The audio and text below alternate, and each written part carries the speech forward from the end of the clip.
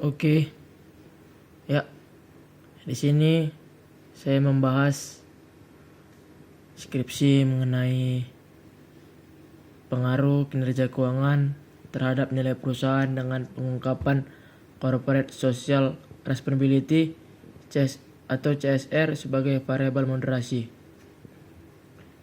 Studi pada perusahaan pertambangan subsektor batu bara yang terdaftar di Bursa Efek Indonesia periode 2012 sampai 2016. Oke, kita mulai pada abstraknya. Di sini dikatakan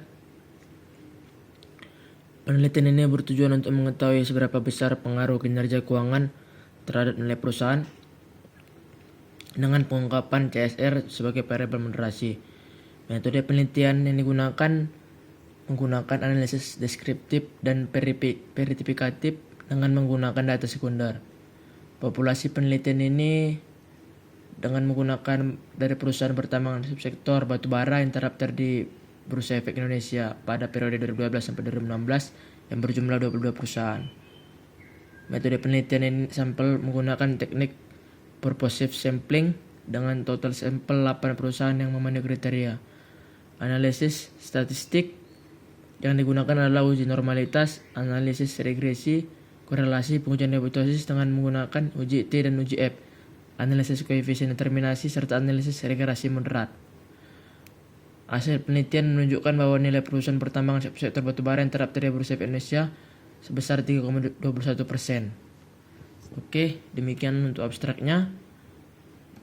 Kita masuk kali ini pada bab satunya. Pada bab 1 di sini terdapat ya beberapa latar belakangnya. Dikatakan bahwa Indonesia termasuk salah satu negara yang berkembang di dunia. Hal ini terbukti adanya pembangunan di segala bidang termasuk pembangunan sektor ekonomi. Oke, kemudian kita mulai dengan di sini dikatakan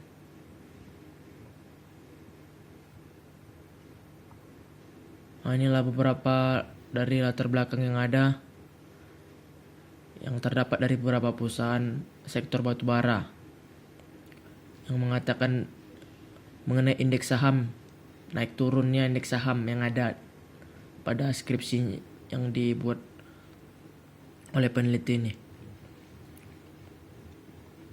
Oke, ini lihat. Dan kita mulai pada lanjutannya. Masih sama ya. Masih menjelaskan mengenai indeks saham pada naik turunnya.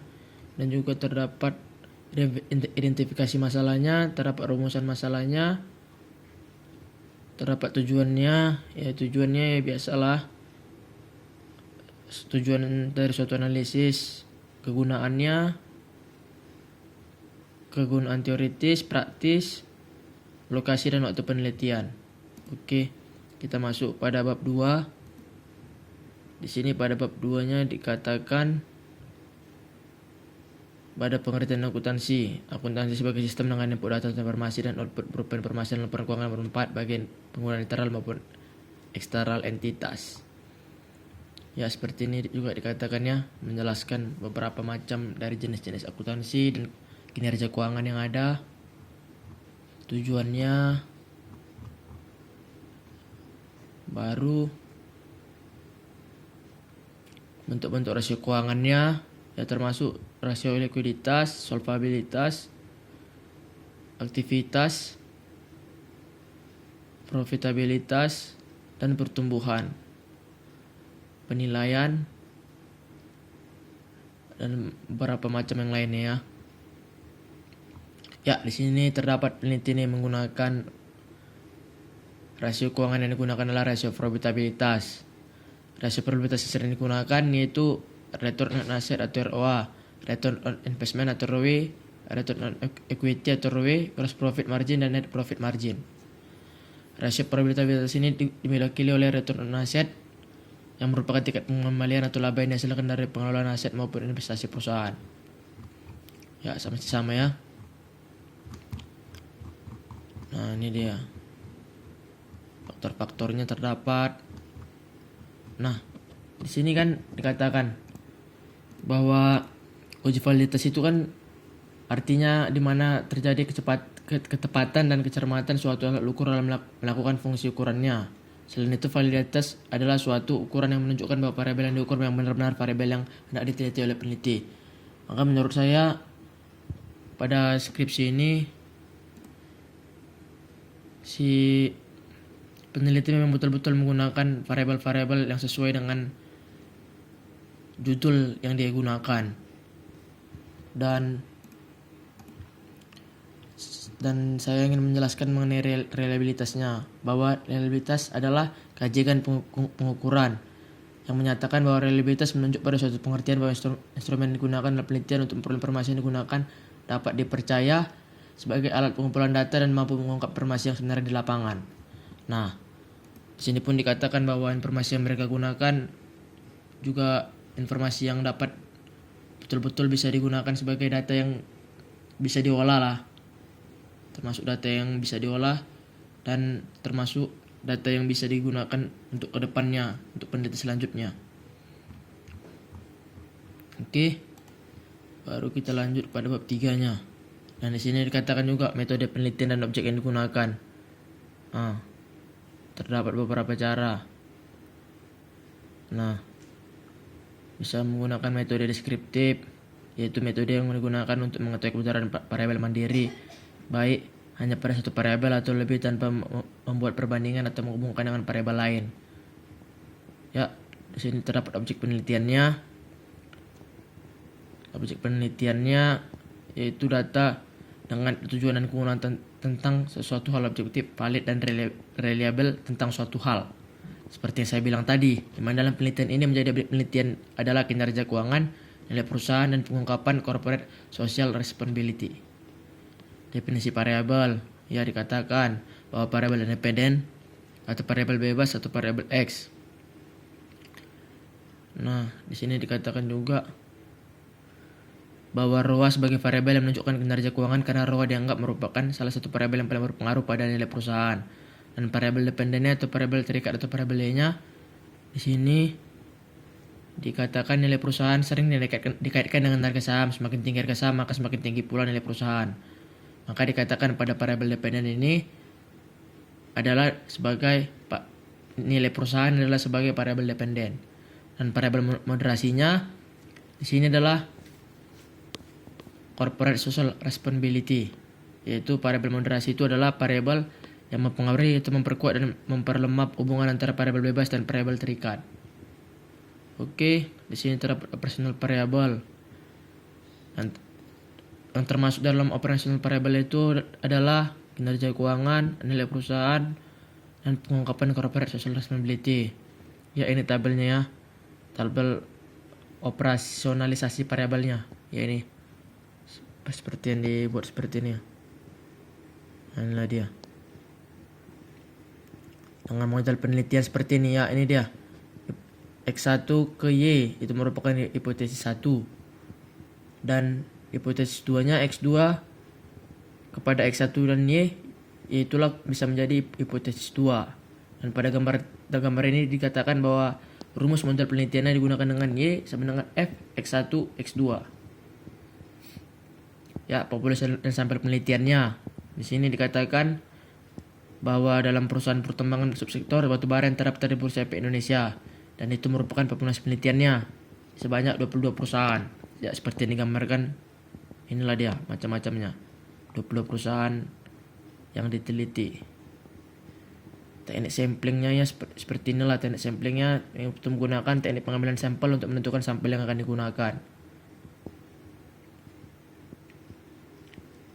Dengan menggunakan purposive sampling, yaitu teknik pengambilan sampel dalam pertimbangan tertentu.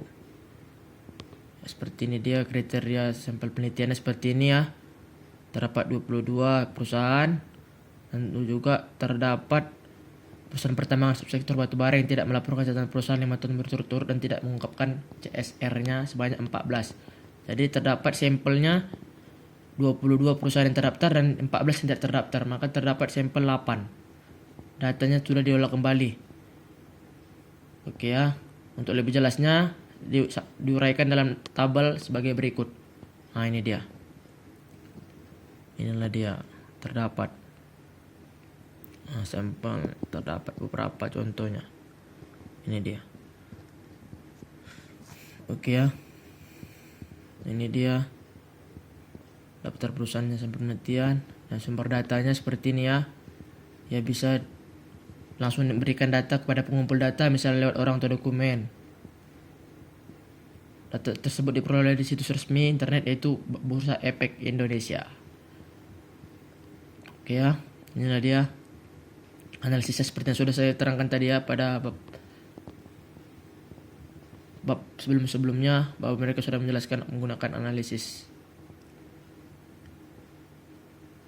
Inilah dia perumusan statistik deskriptif yang digunakan untuk menghitung MIAN. Seperti inilah dia. Inilah dia. Nah, ini dia. Dengan menggunakan uji. Oke. Saya rasa seperti itu ya, dan di sini juga saya sudah mendapatkan salah satu contoh yang bisa dipakai, bahwa teknik pengumpulan data yang digunakan dalam penelitian ini adalah teknik dokumentasi. Teknik analisis data dalam penelitian ini menggunakan uji model regression analysis atau MRA. Model regresi yang baik diharuskan memenuhi beberapa asumsi yang disebut sebagai asumsi klasik. Jadi sebelum dilakukan uji MRA, dilakukan asumsi klasik terlebih dahulu. Uji asumsi klasik yang digunakan yaitu uji normalitas, uji multikolinearitas, uji heterositas, dan uji autokorelasi. Ya, seperti ini ya. Hasil uji normalitas menggunakan uji Kolmogorov-Smirnov menunjukkan tingkat signifikasi sebesar 1,021. Nilainya lebih besar dari 0,05, sehingga disimpulkan bahwa data berdistribusi secara normal. Ya, seperti itu ya dikatakannya. Nah, ini dia. Setelah memenuhi uji asumsi klasik, kemudian dilakukan uji moderasi dengan menggunakan uji MRA. Dalam uji MRA terdapat 3 tahapan. Inilah tabel yang terdapat. Nah, ini hasil ujinya. Dan kemudian pada tabel 1 menunjukkan hasil ketiga tahapan regresi uji MRA. Tahap 1 uji MRA menjelaskan bagaimana pengaruh kinerja keuangan terhadap nilai perusahaan. Berdasarkan tabel 1 uji moderasi tahap 1 diketahui bahwa nilai T hitung sebesar min 1,053 dengan probabilitas signifikansi sebesar 0,301, yaitu signifikansinya di atas 0,5. Dengan demikian dapat disimpulkan bahwa H1 dalam penelitian ini ditolak, yaitu kinerja keuangan atau ROA tidak berpengaruh terhadap nilai perusahaan. Oke. Saya rasa seperti itu ya. Dan pada tahap 2 dikatakan bahwa variabel moderasi yaitu CSR dalam memperkuat atau memperlemah hubungan antara kinerja keuangan terhadap nilai perusahaan. Dapat dikatakan bahwa H2 dalam penelitian ini ditolak karena CSR tidak dapat memperkuat atau memoderasi hubungan antara kinerja keuangan dan terhadap nilai perusahaan. Dan pada tahap 3-nya, uji MRA menjelaskan apakah CSR merupakan variabel moderasi atau semi moderasi. Di sini dikatakan bahwa variabel Z atau CSR bukan merupakan variabel moderasi. Oke. Saya rasa sekian penjelasan yang dapat saya berikan. Mohon maaf kalau ada salah-salah, harap dimaklumi. Sekian dan terima kasih, Pak. Selamat malam.